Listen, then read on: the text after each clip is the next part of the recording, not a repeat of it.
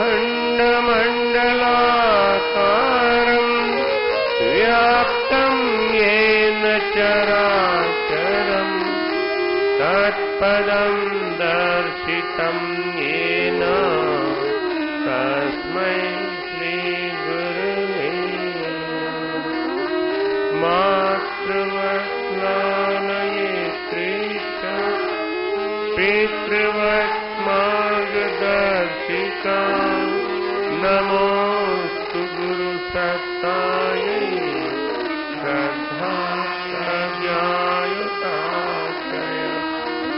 श्रद्धा प्रज्ञायुताश्रय।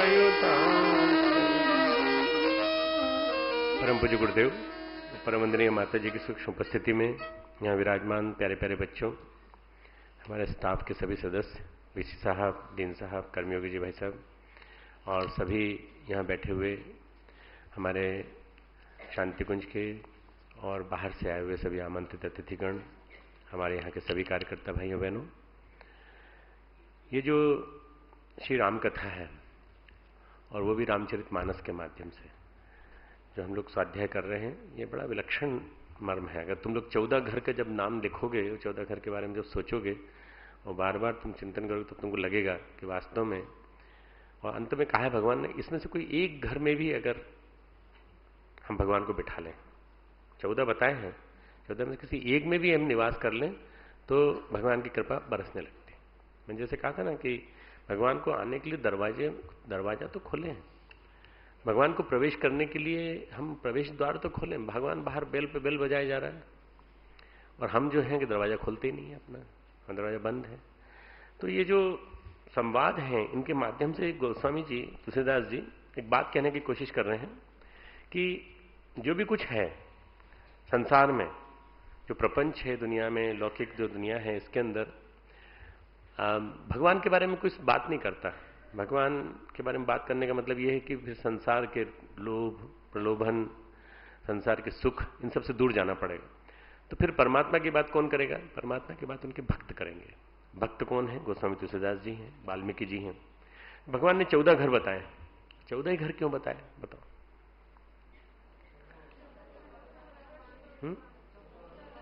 14 नहीं, भगवान का एक नाम भुवनेश्वर है, 14 भुवन के स्वामी। भगवान 14 भुवनों के स्वामी, इसे 14 भुवन बताए। सिंपल सी बात बिल्कुल। और गुरुदेव ने भी किताब लिखी है व्यक्तित्व परिष्कार के 14 स्वर्णिम सूत्र करके, सारे उसमें स्वर्णिम सूत्र, बहुत पुरानी किताब है, मैंने उसको संपादित भी किया था बाद में। उसमें सारे गुण हैं, सारे गुण, 14 गुण दिए हैं। तो गुरुदेव ने 14 गुण क्यों दिए? ताकि ये 14 गुण हमारे जीवन में आए। छोटी सी किताब है, बहुत छोटी सी, मुश्किल से 20-22 पेज की, 22-23 पेज की किताब है। तो वो किताब देखता हूं, पुरानी है, मिल जाएगी।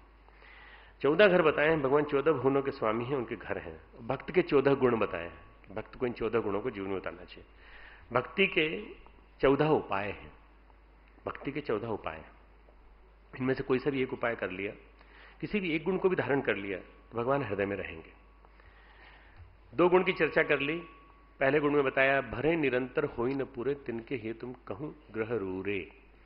जो निरंतर समुद्र की भांति भरे रहते हैं, जिनके कान समुद्र की भांति आपकी सुंदर कथा सुनने के लिए सुंदर नदियों से भरे रहते हैं, कभी तृप्त नहीं होते, और आंखें नेत्र चातक की तरह से दर्शन रूपी मेघ के लिए सदा लालायित रहती है। भगवान की एक अंग की भी झांकी हो जाए, छोटी सी, कहीं भी, मैंने कहा था ना, एक अंग की झांकी भगवान के केवल, जैसे मैंने कल एक कथा सुनाई थी गुरुदेव माता जी वाली, इसी तरह से रैदास की कथा है कि रैदास ने कहा कि मेरा ये सिक्का गंगा जी को भेंट कर देना। जब सिक्का गंगा जी में, उन्होंने कहा जाते जाते सिक्का भी डाल देते हैं। जब सिक्का फेंका तो गंगा माता के हाथ निकले और उसको एक्सेप्ट कर लिया। ये, इससे ये पता चलता है कि भगवान की एक अंग की झलक भी बहुत बड़ी चीज है। तो ये इन लोगों के हृदय रूपी सुखदायी भवनों में निवास करिए। अब तीसरा दिल लेते हैं। तीसरा है 128वां दोहा, अयोध्या कांड का। अयोध्या कांड का 128वां दोहा। लिखने में एडवांटेज ये है कि आगे कभी रिवाइज करोगे तो तुमको ओरिजिनल मिल जाएगा।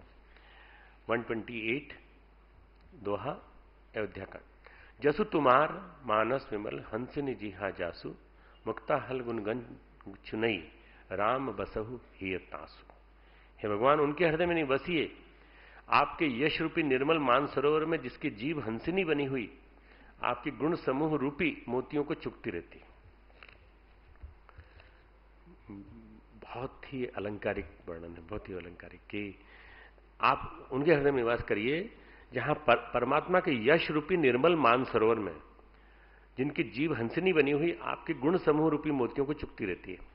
हंस हमेशा मोती चुगता है, और मोती ऐसे कहते हैं मानसरोवर में केवल मोती होते हैं और कुछ नहीं, कीड़े भी नहीं होते, कुछ भी नहीं होते, और हंस मानसरोवर मोती चुगने के लिए जाते हैं। भगवान का यश क्या है? मानसरोवर की तरह से। मानसरोवर से उपमा क्यों दी गई है? क्योंकि मानसरोवर सबसे ऊंचाई पर है, कैलाश के साथ स्थित है। कैलाश पर्वत शिवजी का पर्वत है, और शिवजी और पार्वती जी कथा कही जा रही है, तो संयोग ये बैठ रहा है मानसरोवर की तरह।